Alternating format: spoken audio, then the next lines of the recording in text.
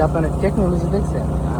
চমৎকার। হ্যাঁ, ঘাস কাটতেছে কি রিমোট কন্ট্রোল দিয়া একদম সেরা বেড়া করে লেগেছে। সাধারণ একটা জায়গায় ঘাস কাটতেছে, কি পরিমাণ রিমোট কন্ট্রোলিং মেশিন ব্যবহার করতেছে। আপনার হাতে রিমোট,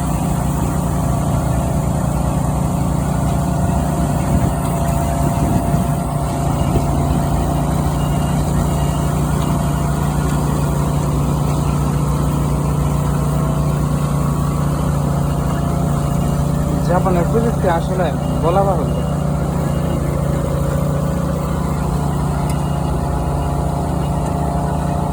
আর এটা তো আছে একটা পুরো বোল্ডোজারের মতন, এত ঢালো জায়গার মধ্যে কিভাবে গাছগুলো কাটতেছে।